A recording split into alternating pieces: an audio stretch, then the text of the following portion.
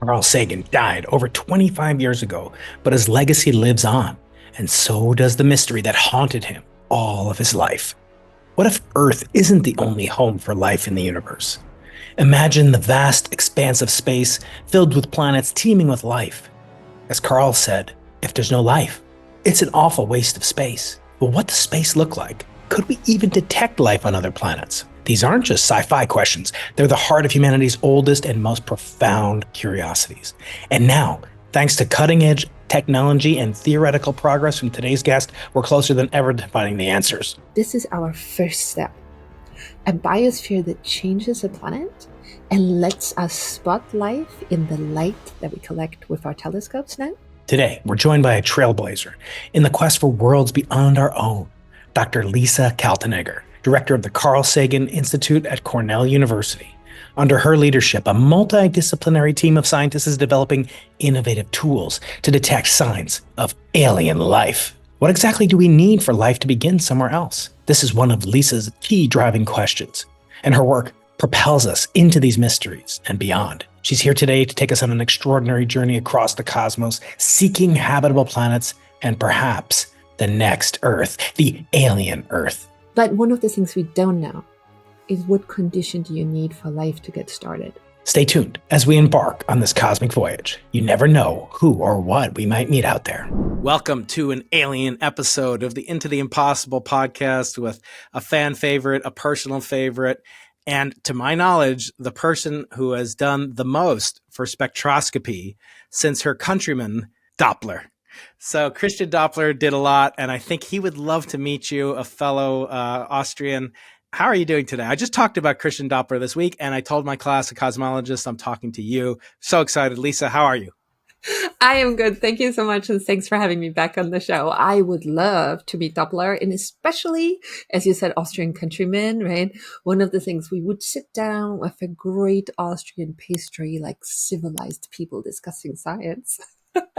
I always make note that he was from the same town as another person who knew quite a bit about frequency and pitch and melody. And that was, of course, Wolfgang Mozart. They were from the same town. So when I visited Austria for the first and only time, I made sure to pay equal attention and regard to Christian Doppler. So I should give your bio. You've been a guest on the Into the Impossible podcast before, but you now have a book, and we're so excited to talk about it. You are the founding director of the Carl Sagan Institute at Cornell University, where I was almost born and almost got into, except I was rejected twice. But I said, the offer is open. Come and work for me, I will anytime. come. Yes, I want to do another postdoc. The new science of finding toolkits to find life on faraway worlds. And this new book is about exactly that. And I think the thing that most is just so delightful about you is you're so authentic, Lisa. You don't shy away from talking about challenges. You also don't dwell on them. There's some aspects of the book where you talk about challenges of women and minorities and so forth, but you are not by any means beholden to a class or a status, and your honesty is so delightful. As a professional to another professional, I want to congratulate you on that aspect. But the book is a triumph. It's one of my favorite new books. Talk to me as we do. Help me judge the book by its cover. What's the meaning of the title, the subtitle, and the beautiful artwork, which I only have, half of the artwork because you have another copy over there. Show me. This is show me the what other. I was about to say. You can actually take your pick. So you can have the British copy, and you've just shown the American copy. And the really interesting thing about this, let's just bring it up here. I wrote a book, and then the publishers, so Macmillan here at the US, that's theirs, and Penguin Press in the UK. And I had no idea that you get two publishers for the same language, but you do. They made up their mind what this book is about, and how they wanted to represent it. And so we're going with the American first. So the title, I wanted the title to be Alien Earth because it has so much in it. It's us searching for planets like ours around other stars, so alien Earth. But it's also, I bring you into the history of our own planet because you need to understand the history of our own planet to be able to not miss signs of life if the planet's just younger than ours or maybe older than ours? And yesterday was pretty funny. I talked to my husband and he was like, "Oh, alien Earth, because you're an alien in science sometime. That's the only woman." I was like, "Ooh, there's a third aspect I hadn't even considered that he took from that." And so I love the title, triple meaning. Alien Earth. And then the new science of planet hunting in the cosmos. Can I just tell you, it's so funny because it's alien Earth, right? But they have the science of planet hunting in the cosmos, right? Planet hunting in the cosmos, the new science of planet hunting in the cosmos. So judging a book by its cover means you probably need both if you're looking at this podcast. But that's right. What you see here is artwork from inside the book because I commissioned an artist and she did an amazing job doing art. Yeah. It's in black and white, but on the cover they made it colorful. So all these very different worlds that we're spotting in our cosmic horizon. And this, of course, on the US side is the gorgeous nebula and the picture from the James Webb Space Telescopes, where we basically have stars and planets forming right now. So a stellar nursery, if you want, that shows you possibilities, places that could become like ours too. And speaking of possibilities, I can't resist to quote the epigraph from chapter 6 entitled "No Place Like Home." The limits of the possible can only be defined by going beyond them into the impossible. And Lisa, you couldn't have made me happier. Yesterday I talked to a gentleman named Nick Bostrom, who's a risk analyst in Oxford. And his press release had a mention of the podcast that he's been on, including the Joe Rogan Experience and the Lex Friedman podcast and Brian Keating's Into the Impossible. So he won that competition for best press release, but you have the best epigraph that I've ever read from my beloved Arthur C. Clarke. But let's get into what is possible and what's impossible. When you and I were graduate students, or we undergraduates perhaps, it was even thought to be an impossibility that there could be other planets, let alone habitable planets. And I want to ask you, how have your personal opinions or priors been updated? Do you think that there are aliens of a type that we could collaborate with, communicate with, and play out the role that seems to occur in science fiction? Or are the aliens that you talk about in this book the microscopic kinds that, my toddler coughs up on occasion? So there's a lot to unpack in there. So I think what's really interesting is that by looking at the Earth, we learn what you could look for. And so if you take the Earth at the 24-hour clock from when it was formed to now, about 5 a.m. in the morning is when we have signs that there was life on our planet, so 3.5 billion years ago. Around lunchtime, about 2 billion years ago, you have the buildup of oxygen in the air that with a reducing gas tells you that a biosphere is changing the planet. And then a couple of seconds before midnight, you have you and me. So the question is, what do you strive to find? And where do you have the best chances? And so it seems to me that you have the best chances if you give it the widest time window that you can to find these other planets with life signs. And so that means I'm actually pretty agnostic between having, a single cellular organism or having you and me or space dinosaurs. We should definitely put space dinosaurs in here. But what that means is that this is our first step.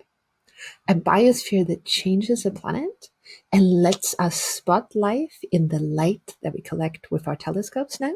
And then you'd need bigger and bigger telescope to make more inferences, telling us do you also see technology gases that leave a smaller imprint in the air? Or do you even find a message? Or do you find a biopigment? So a color that indicates that this looks like, yellow algae or green plants. And so it's a puzzle piece step by step. And because you said, when we were undergrads, there was no planets. I remember I started studying in 95. This is when they found the first planet around a sun-like star. And so it could have gone either way. It could have been thousands of years before we found the first rocky world in this right distance around the star in this so-called habitable zone. But we got so lucky. And this is why I wrote the book right now, because with the launch of the James Webb Space Telescope, we have for the first time an instrument with a big enough mirror to collect enough light to not just find these more than 5,000 new worlds that we spotted, but to start to explore and characterize it by collecting the light fingerprint. Hey there, fellow alien voyagers. I'm so thrilled you're with me and Lisa today. We're having so much fun. And I just want to ask you a small favor. I found that only about 50% of you are subscribed to the podcast on YouTube or on audio podcast formats. And I don't do this to make a living. I don't charge anything for it. I merely want you to subscribe and share the podcast with your friends. So once you do that, just hit the subscribe button or follow the podcast and leave a like or a review or a rating wherever you can. Thanks. It really helps the podcast out a lot and it allows me to get great guests like Lisa and many more to come. And when I think about your career, you're kind of exceptionally responsible in many ways by for the quantitative prediction of these biosignatures. And I thought, we'd start, I mentioned your connection to Christian Doppler and spectroscopy. Can you talk a little bit, and don't be afraid to be technical. I've got the brightest, most brilliant audience in the known universe. So don't be afraid to be technical. Let's talk about the nitty-gritty details of you as an astronomer, working with instrumentalists, working with analysts, and coming up with your own models and ideas. What is the key enabling technology, the sine qua non, that you and your team of brilliant scientists have been able to deploy and develop for the search for alien Earths? So when you do science, you need a lot of people and a lot of ideas, and you need to put them together in a kind of a daisy chain. So one is the collection of light, what I just said with the James Webb Space Telescope.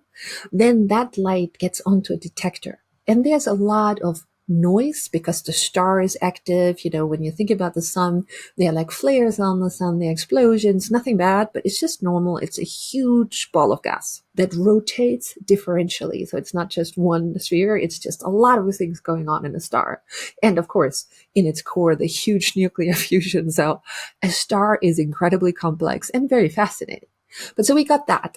Then you have a planet that goes in front of it, right? So the light of the star gets filtered through that air. But if you take a planet and if you just shrink it, like take the Earth and shrink it to the size of an apple, then the air where we're trying to find the change that the biosphere did in gases is actually smaller or thinner than the peel of that apple. So the signal we're trying to find is incredibly, incredibly difficult to spot, and the star keeps changing on a level stronger than that signal while we're trying to find it. So you collect the light. That's what the telescope does. But then it goes on a detector. Then we develop a pipeline, and that's not what we do in my team. We come a little bit later, and I'll let you know once we start. But basically, there's a pipeline that looks at this light, that tries to get rid of the noise from the detectors, from the telescope, from anything else. And then somebody looks at it and says, like, okay, what is planet and what is star? So that's already a cleaned out signal that we get from the spacecraft. And then we have to try to figure out which signals are now stellar and stellar contamination or stellar activity, and which signals can we say this is planet.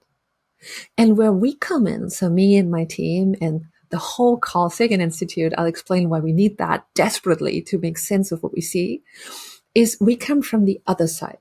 We basically say, okay, so what is this light fingerprint or the spectrum? I call it light fingerprint because that's how I think about it, that every planet in our solar system has a different light that it reflects or emits from each other. So Venus looks different than the Earth, than Mars, than Jupiter, than Saturn. And so for me, the analogy with a light fingerprint makes sense because the spectrum is unique so far for the planets we know. And so what we do is we actually do a modeling deep dive. Think about the weather forecast for tomorrow. So I have a climate model, but I change the sun. Like now I have a red sun in the sky because most of these worlds have been found around small red suns that are in the right distance. And I figure out what that does to a planet like ours or to an Earth at different stages of its evolution. When it was younger, when life just started. And what I do is I then translate that in my computer to what my telescope would see. So you see, you have the data and you have the modeling from this side. And, the ideal thing would be if it's a match. And so that's why I go back to the data base of light fingerprints, because we make many of those, because I don't expect to be right the first time, but I hope we get close so we can figure out what that signal means, what we're seeing. And so my model is extremely complicated, right? So you have a planet, you have sources and things, meaning like life creates gases, geology like sucks up some gases, puts some gases out, you have volcanoes, you have clouds, all of this. And this is where I need help.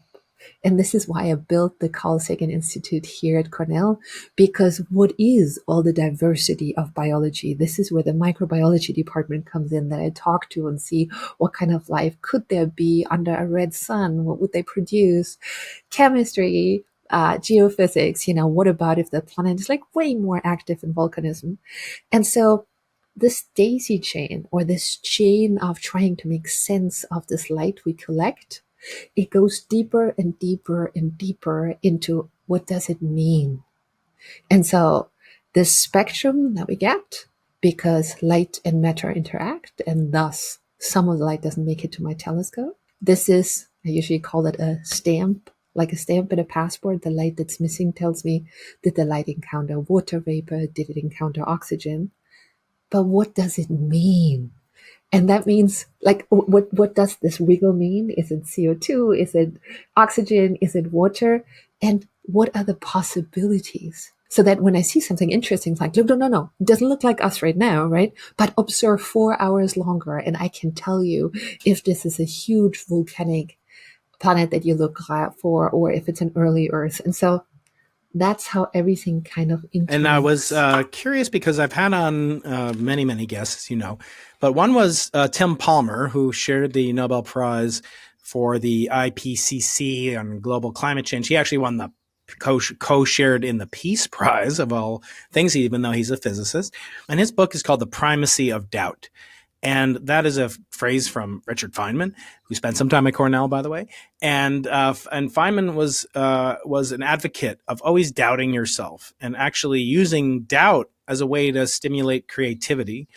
And I wonder, when you make these models, as he does, Tim Palmer, on the climate, there's inherent uncertainty. And in fact, he's claimed that just for our own Earth, we need to have a CERN level of advocacy and actually hardware and software and people working at the $10 billion level, say. What do you say to people that say, Lisa, we can't even model the climate, the atmosphere on Earth and the weather on Earth, a week from now? What hope do you have of modeling it on something on, TRAPPIST-1 or something that's light years away, dozens of light years away? What do you say to such critics? Well, I think, as you said, criticism is essential.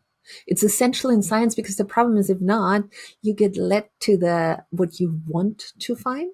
And that's one of the things that we learn as a scientist. So when you in your field, me in mine, we find something interesting, the first thing we do is we throw all our doubt on it, and we assume we made a mistake, and we restart our computer, and we do the analysis again and again and again, because it's hard to sometimes not interpret something the way that you wish it were.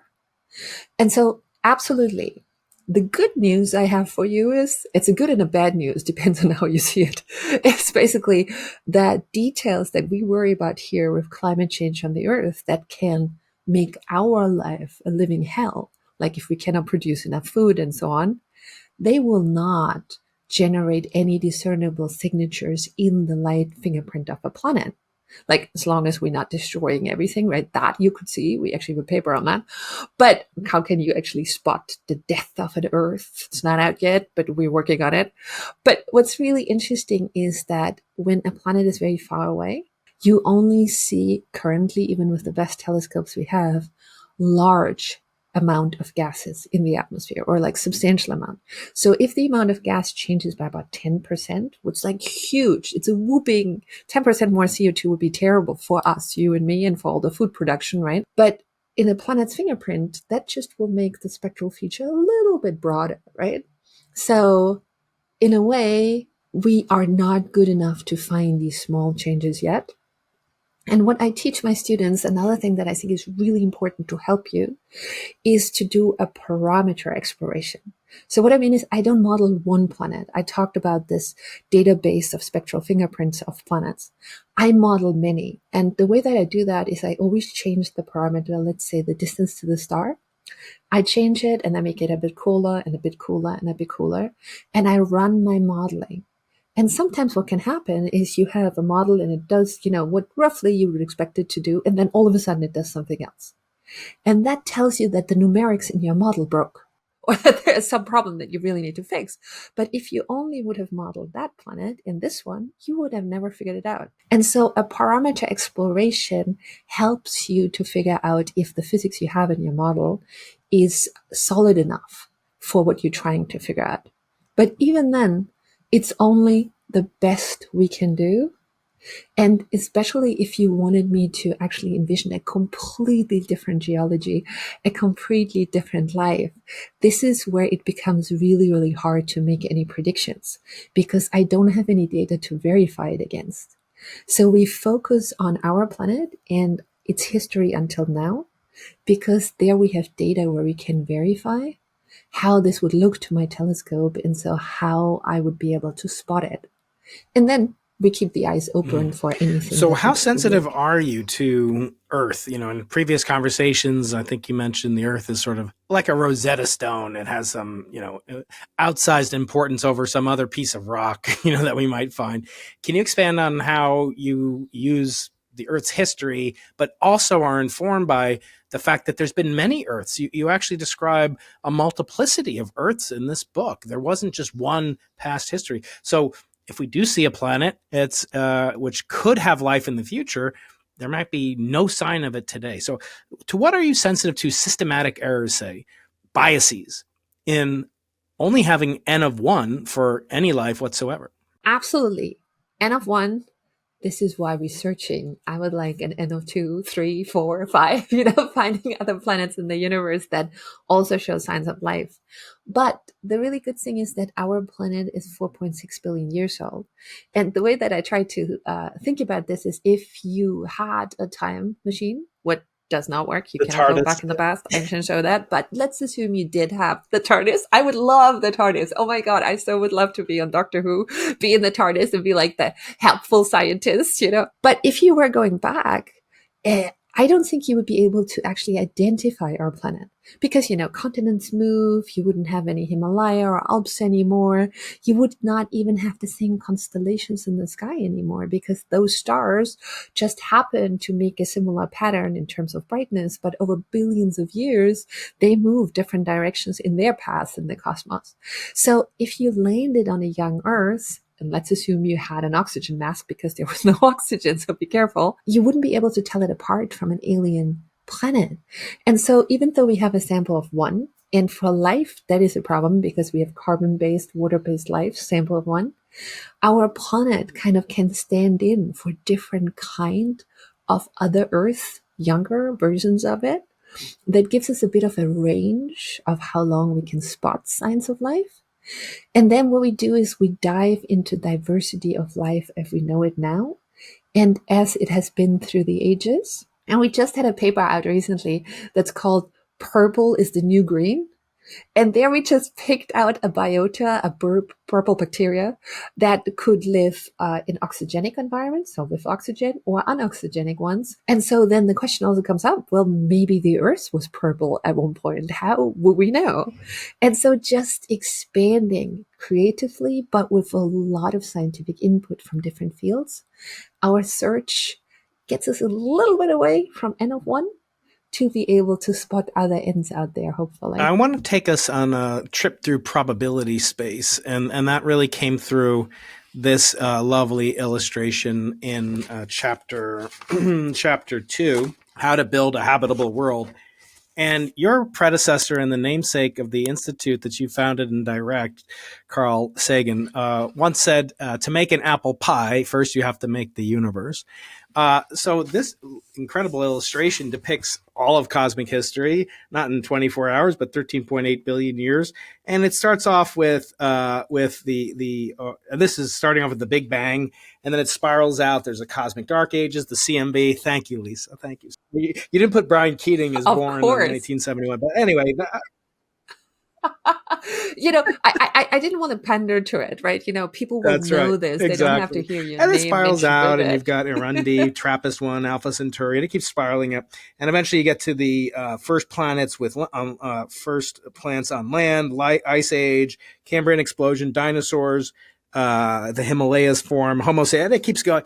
As you know, about a week ago now, as we're speaking in the end of April, there was a total solar eclipse visible from, not from San Diego, sadly, but nearby where you are. I don't know. Did you see it? Oh, absolutely. I went to Burlington, Vermont, to the University of Vermont, and they had a 20% chance to have a clear day. So they invited me as a speaker in case we couldn't see anything to actually have a little bit of an interesting entertainment. And we got so lucky. It was like clear and it was gorgeous, and a lot of people got sunburns. What is very unlikely, In beginning Vermont. of April, Northeast. Yeah, But you're more likely to, yes, kind of exactly. have a heart attack from too much Ben and Jerry's there. But I wanted I'm a simple cosmologist, right? I build experiments, I turn wrenches and screws. But if I just took every one of these steps and I put like a 0.1% chance of them happening, that there'd be a first plant on land to occur, there'd be the late heavy bombardment, which reminds me to remind people out there that Lisa has her own asteroid named after her, Kaltenegger. What is it, 7734? Yeah. Yeah, Seven, four, three, or and 34. that is Yes. actually a giant chunk of this, which is a meteorite, which is a version of Lisa's asteroid. I don't have an asteroid, so I'm jealous. But this can be yours if you have a .edu email address. If you go to briankeating.com/edu, I will send one to you. And if not, try your luck. But Lisa, if I by my simple calculations, if there wasn't at least 3 different types of bombardments, the initial bombardment of Theia, which created the moon from the Earth by something that was like Mars, then we wouldn't have the moon. Many scientists believe the moon is critical for plant life and single cellular organisms to have evolved. Then later on, if we weren't bombarded and had the dinosaurs, or sorry, even before that, if we didn't have cometary bombardment, right, we wouldn't have had the oceans on Earth. You correct me if I'm making any freshman mistakes, because I'm going to be your student. I'm more than happy to talk about it, but just keep going to the third one, and Yeah, then and then we the third together one being decompose the it. extinction level event that took out the dinosaurs, so that little rats and varmints like those people at Dartmouth. I went to Brown, and you're at Cornell, so we can make fun of Dartmouth or Harvard. Let's say Harvard. The people at Ooh, ow! I work with people I know, at I know. Dartmouth and Harvard. Yeah, okay, You fine. make fun of whoever you And then want. last and not least, if that didn't happen, we would. So if any one of those events didn't happen, we wouldn't be here having this conversation about life. So my supposition is there has to be some way to explain that, because or to take into account that, because if those are contingent features on which the existence of this call represents, then it seems to me very unlikely that there's even single cellular life, let alone multicellular and complex technological life, like the woman named Cornell, formerly Cornell, now Tarter, Jill Tarter, who was at Cornell, said, it's an awful big waste of space. So tell me, please, Lisa, where am I wrong, if not in my supposition that life is extremely rare and Earth is extremely rare? So what's really, really compelling about this, and this is, I think, why it is sticking so well, is this idea that sometimes we equate life with our evolutionary stage in us.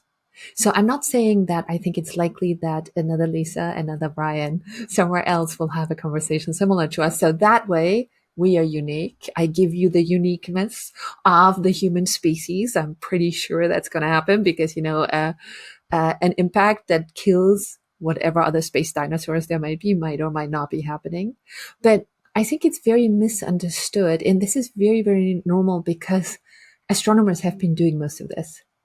When you talk to biologists, they see life much more like, we usually see this beautiful tree of life. And that was a great way to actually make people understand that life evolves, right? And so it stuck. But it is actually a pretty bad analogy, because the way that if you talk to biologists, is that life is much more like weeds. And depending on the conditions, then one of these life forms will succeed. And the conditions are just perfect for one wheat or for one seedling for a tree, and that one becomes the dominant one, maybe eats everything else or outcompetes everything else, like Darwinian evolution. But let's uncouple this, right? So now we're at the stage where we had the last bombardment. So the bombardment that killed the dinosaurs. So if that's not happened, there will be other life that forms from after the dinosaurs. And there's a really interesting discussion going on that the oxygen level in a planet is actually not set. You can't have more than 35% because then fires will never go out, but anywhere in between. And there's an argument that maybe the dinosaurs were on the way out already because the oxygen started to drop in the atmosphere. So do we need an impact? I can tell you because we have a sample of one, so I'm glad that we're here. But let's go further back. Once you look at life, on the Earth, 75% of life doesn't need light. So what that means is that if you don't have stable surface conditions, life's going to be okay. Because if it, for example, forms on the bottom of the ocean or subsurface, it doesn't care for stable conditions. What that means, you don't need a moon. And then if life actually gets to the surface of a planet without stable conditions, and there, of course, winter is coming would be the phrase you want to add here, then life should evolve for that. Life would actually have different capabilities than you and me.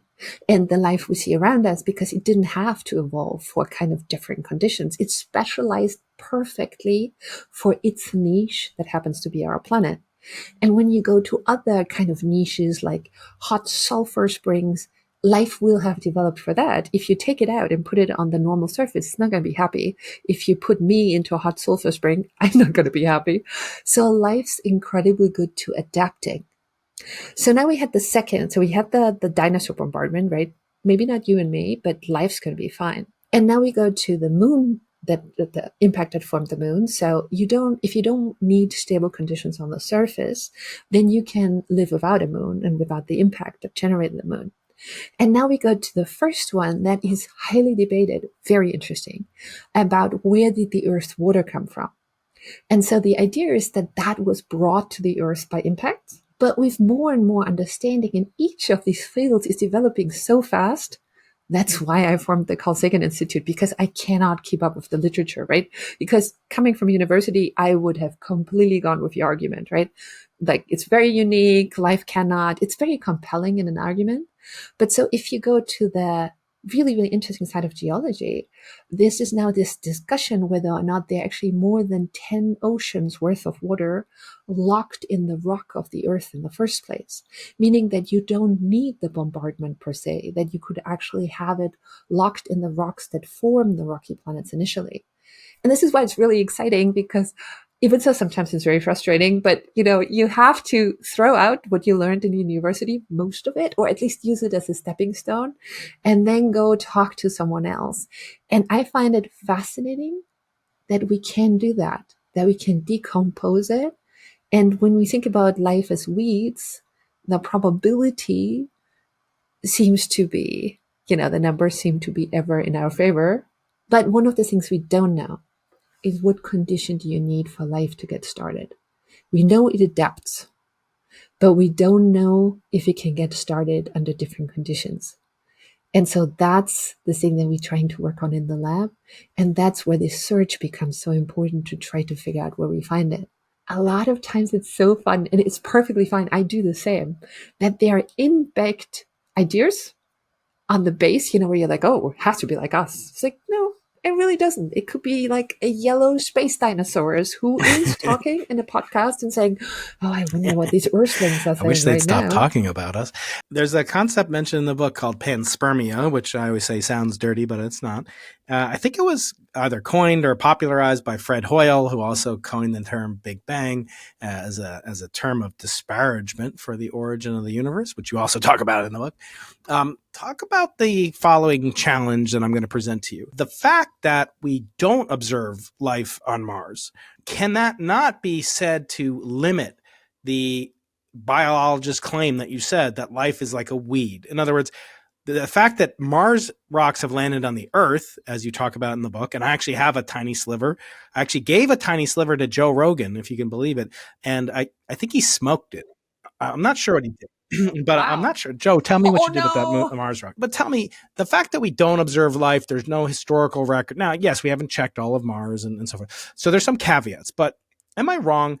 Couldn't the non-observance of life right now limit how actually efficient panspermia is to spread life once it arises? Not solving the origin of life, but can we not say that, life in the universe might not be as abundant as those biologists think, because we don't see any on Mars, and you would expect that a binary planet system that has exchanged material for 4 billion years should have some contact biologically. So where am I wrong there? It's a great, great question. And it has been active debate and research for the last couple of years. And what they came down to is that life's really good to adapt, but you have to give it its environment where it strives to give it a chance to adapt. So you don't just have to bring life to another planet. You actually have to bring enough of its environment to another planet for it to be able to evolve and adapt to the new conditions. So currently, if you had, like, let's say an asteroid, right, that brings the material to Mars and then hits Mars, you immediately have no water and you have no atmosphere, right? And so that is a huge change from the conditions you have on the Earth. And so even from the conditions you had on the early Earth. So I'm not so worried about that. Not having a panspermia tells us something about the prevalence of life.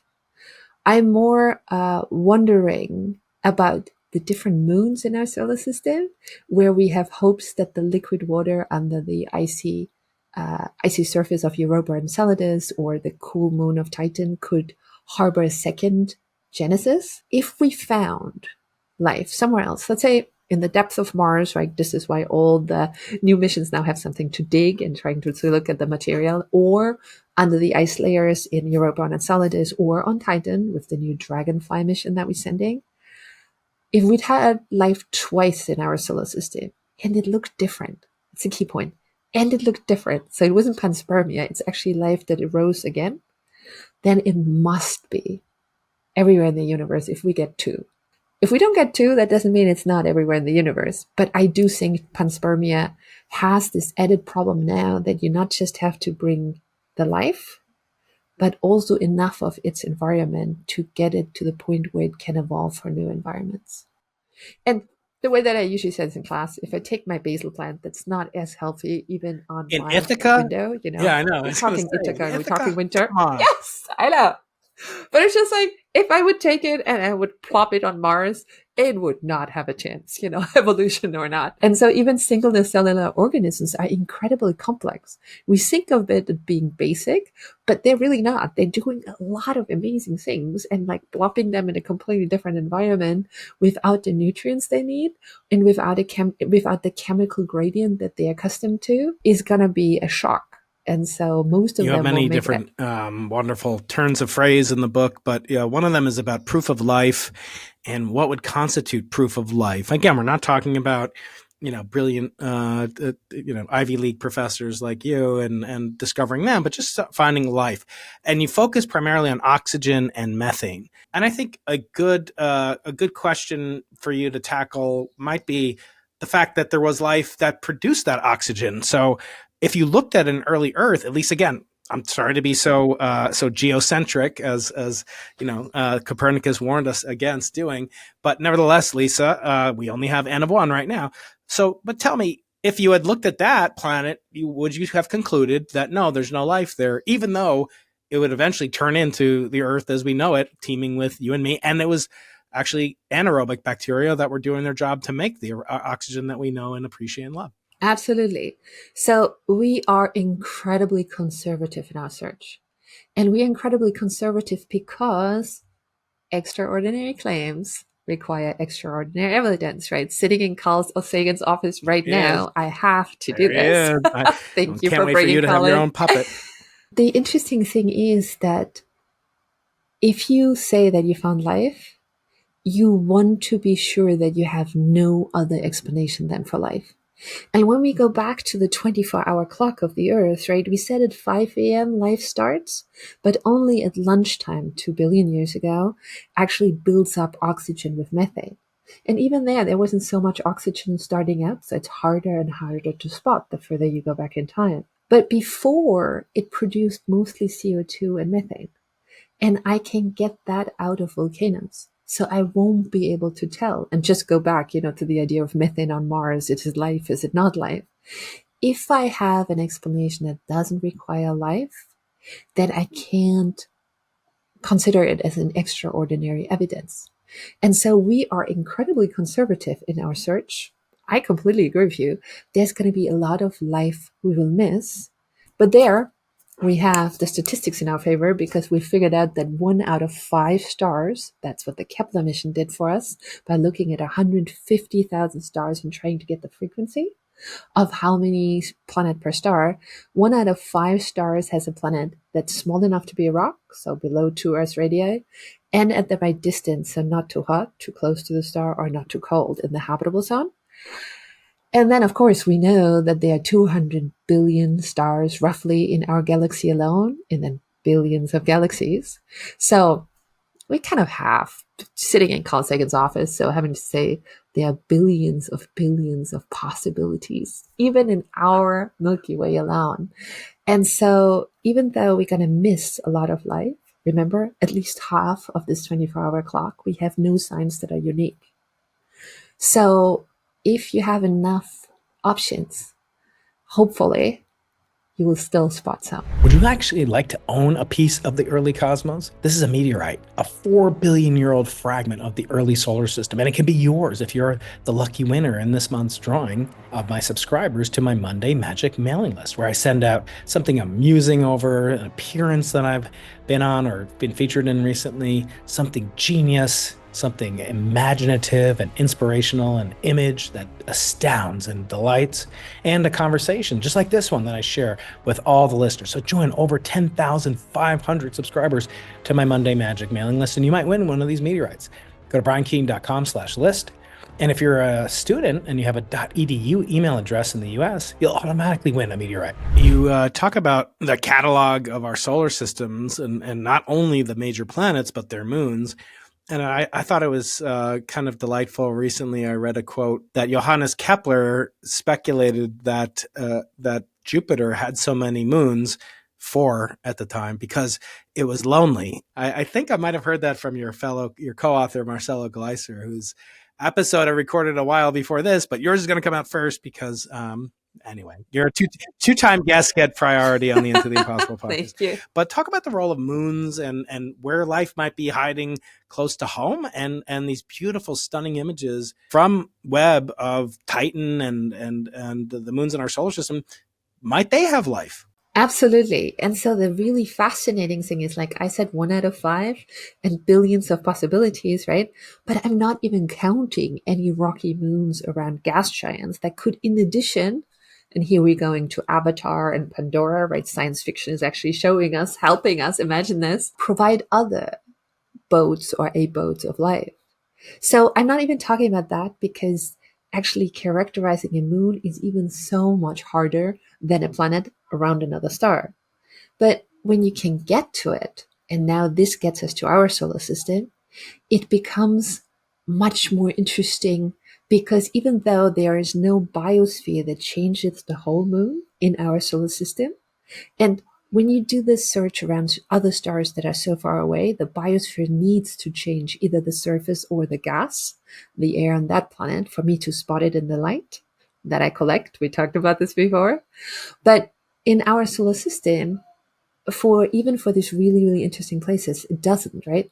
So if you have an ice layer around Europa and Enceladus in a subsurface ocean where we hope there could be life, and so we're sending missions to investigate that. But because we're sending it, and currently we can't, but we will in the future, we could land and actually drill a hole in the ice, or fly through the plumes of these glaciers on the surface of these icy moons to analyze specifically if they're like broken pieces of DNA or a cell structure or something that we can only explain with life.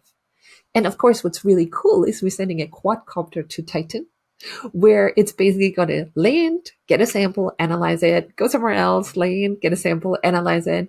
And if I would love the search for life in space, I would love to be like the person who flies the That's right. quadcopter on Titan. You're like, just flying the quadcopter on Titan. I just think that would be such a cool job That would be description. good to put on my pilot's license.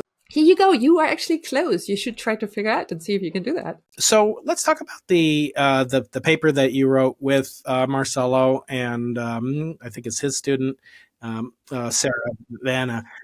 Yeah. Sarah, So yeah. what is She led information it. theory, and in what sense can it help to identify signs of life on planets as they transit, like make it like giant annular eclipses around their host stars? What way can information theory, after you define it, can it aid the search for extraterrestrial life? So the way I see it is the artificial intelligence, machine learning, allows us to actually scout through data or to analyze data much more effectively. And so we have been starting to explore different algorithms in machine learning that could, if you give it a spectrum, so the reflected light from a planet, take it apart into, there's some green plants, or there's some sand, there's some oceans, there's some clouds, right? And even so I can do it with my eyes, or I have the hardest time trying to figure it out with a normal, algorithm. Machine learning, you can train fast, and it doesn't matter if you give it like 100 different surfaces. It will just check what makes the most sense, right? Which combination would actually, if you train it, and now we have the computer power, so we generated like 300,000 different kind of planet models and let it train on it to see how good the algorithms would be to retrieve different surfaces. And now add to this what we do in language. Because, we have machine learning algorithms that have like a specific task, and there are specific algorithms that everybody uses in the different fields. But we have also language, what's pretty complex. And so this kind of using the tools that already exist for different fields and now feeding it into the analysis of this data was where Sarah led this amazing paper with Marcello, where she basically took the models that I made for the Earth through time and said, so could I use these algorithms or these methods that have been developed for something completely different to actually spot biosignatures? And maybe they're even more helpful because they were developed for something very different, but the way that they approach information is not unique, but is very, very effective, trying to get all the information pieces together to get a result. So if you apply that to spectra, you get actually quite amazing results. And some of the things that we learned, what was very interesting because nobody knew before, is of course the star makes a big difference, right, in how these spectra look like. Makes sense. Red light coming in or yellow light coming in, getting reflected is different. And so Sarah explored that, and we basically figured out what kind of template you'd need to use to guide the search. And that was the first step. And now we are happily discussing other language models and other models that we could use, and kind of, it's not misappropriate, that we can appropriate for this search, even so they were never ever done for it, but they have tools that we haven't. So here at Public University in California, there are spectrometers, so we might find one of these beautiful purple planets like you talked about before. So I have a few more questions if you'll beg my pardon my indulgence and my request of you, Lisa. It's just too much fun to keep talking about it. I wonder if we could sort of start to wind up by talking about the philosophical, the societal implications of discovering extraterrestrial life. First of all, there are claims right now by government agencies, by scientists, that not only have we detected life, but they're visiting Earth and they have technology. What do you make of these things, these claims by people like David Grush, that we've discovered non-human biologics? How do you react to those claims that have been made recently? I so wish they were true, because they would make the search so much easier if somebody was coming, or we had non Earth-like biota. Great, because it's really hard to envision it, and also to get the data to figure out that this is the right way to go with non-Earth biology. But the problem is that that data is always kind of out of context, and a lot of it is like bad data that you cannot verify, and a lot of it is just not, it doesn't hold up under scrutiny. This is what we were talking about before, right? You have to throw all the criticism at it, and unfortunately none of it holds up. And there's now agreements like in NASA looking at this and trying to figure out what it is. But there's a lot of stuff we also, some of it is easily dismissed. But some of the other things, like, for example, weird weather phenomenon that makes something look like there's a reflection that's not there, right? All of this is really, really time consuming to get to and to explain otherwise. And most scientists have other things to do, that they really want to do something else and not debunk this. And so this is why there was a lot of vacuum, I would say, and that allowed some voices to grow very loud that wished that it was true, right? I wish it was true too, but unfortunately I'm trained in scientific methodology. So unfortunately, no, not yet. I cannot just claim it. I wish I could, but no. So we haven't found life outside of our solar system yet. And what's kind of interesting here, and I think that might be where you're going with this, what's kind of really interesting thing here is if we have billions of possibilities, right, of planets that could be like ours, then it falls back to this question, is this eerie silence scary? Right? Why has nobody talked to us? Why has nobody come? Is everybody dead, or did they never start? Right? And this is where your question come in, and this is why it sounds so logical that it must be hard to get life evolved to a certain stage, right? Because if this impact didn't happen or that impact didn't happen, it would be very different here on Earth. But when you look at this question, and that's what I did in the book, and it's a very private interpretation of it, but I'm like, if there were lots of interesting worlds out there, right? And I tend to ask my students, I'm like, one of the classes I always ask is like, okay, so we have two planets, hypothetical, that show signs of life. One is 5,000 years older, one is 5,000 years younger than us. Which one do you want me to go to? And reliably, it's the more advanced one, except if they've seen the three-body problem. That actually made a really statistical change or read the three-body problem. It's really interesting because some people now got scared.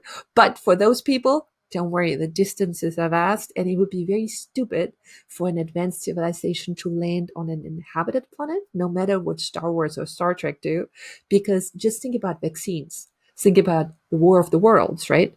What's going to get you is the viruses that you know nothing about if you're also carbon-based. So you'd rather go to a planet that has no life. So I don't worry so much about that scenario. But reliably, they take the more advanced one. And then if you turn it around, why would you call us? We are just starting to get to the exploration at this edge of looking out and trying to find life in the universe. We have boots on the moons, but we don't have boots on Mars yet, right? We have rovers, and a helicopter, but we don't have boots on Mars yet. So why would you want to call us? And so this whole concept of whether we're alone, to me, it's a gorgeous connection for us with the cosmos, because the Earth is not a globe that's like beautifully protected under some kind of, glass thing, but we are part of the cosmos through and through. That means we should understand our environment, and one of the parts is we should understand how our planet works, and the best way we can do this is by finding many planets like it to figure out how an Earth really works. Well, Lisa, this has been tremendously enjoyable for me, as I knew it would be. Dr. Professor Lisa Kaltenegger is an award-winning astrophysicist and astrobiologist and the founding director of the Carl Sagan Institute at Cornell. She's a pioneer and world expert in modeling habitable worlds, their light fingerprints, and has spent the last decade trying to spot new ways of finding life in the cosmos, NASA and ESA, and many other of her collaborators and teammates. I can't resist asking you, because one thing that's always resonates when I think about you is that you're an educator, not just of the public, but also of your students. How has education changed? How has being a professor changed since you started, a little while ago? How has it changed? And what do you see as the future of our profession? It's 1,000 years old. I call it the second oldest profession after you know what. But how has it changed? And what Yeah, You mean sure. cooking, Yeah. right? But how has it changed, and what do you make of the prospects for us? Are we still going to have, cushy jobs, and, will tenure still be relevant in 2100, for our future and your granddaughters and our professors? Lisa, what do you think of the future of academia as a professor? To me, my personal philosophy about teaching is to teach students the way I see the world. And what that means is everything I've read, every experiment I run, everything I've done informs how I see the world. And so this is how I think as an educator.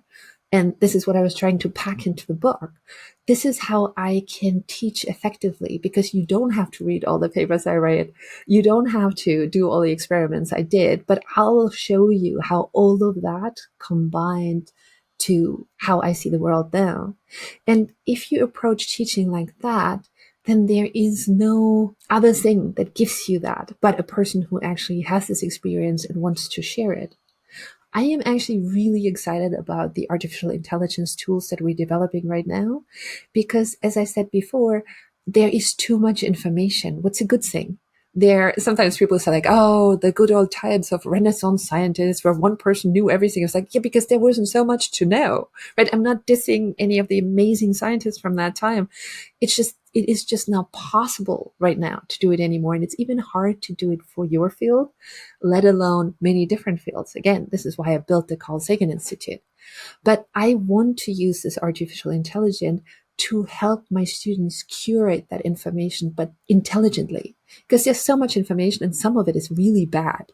And you need to be able to tell the difference. That's going to be the next, I think we're going to have to put much, much more emphasis as teachers onto how to vet information, how to figure out if this is reliable or not, and how to ask smart questions of where it comes from, try to find a secondary source, things like that. And in that sense, I think teachers and mentors, whatever you want to call us, we're professors and teachers, but in a way we are mentors to let you figure out how to understand the world around you. And I hope when I teach, I don't just teach my students about the cosmos and their place in it. I teach my students of how to best access the information around them and use them the best way they can, but also responsibly. And so in that sense, I see things like AI that a lot of times are said like, oh, it's going to replace teaching. It is all that information, but it needs to get curated. And I love it because, I tell my students, use this, right? And I explain something. But, maybe my student doesn't want to raise their hand and say like, I really didn't understand the third time you explained it. It can go to AI or let's say ChatGPT or something else. It's like, explain it like for an 8-year-old.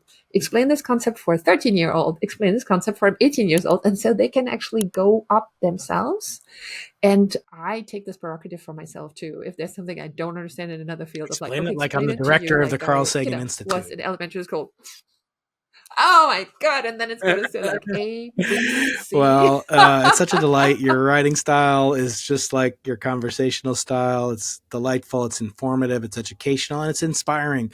And I know my audience is going to love this book as much as I did. I listened to it. I read it in digital and paper form. I want to thank you so much, Lisa, for your gift of this wonderful new book. Thank you so much. And thanks for the kind words. When you write a book, the one thing that's so amazing is when people actually take something from it and then you hear that you did it and they enjoyed it. So thank you so much for saying that. Absolutely. Thank you so much, Lisa. If you made it all the way to the end, I know you're a cosmic enthusiast and you're well equipped to explore the cosmos. Don't miss this episode as zoologist explores the universe for more alien goodness. Tune in next week for more of Into the Impossible.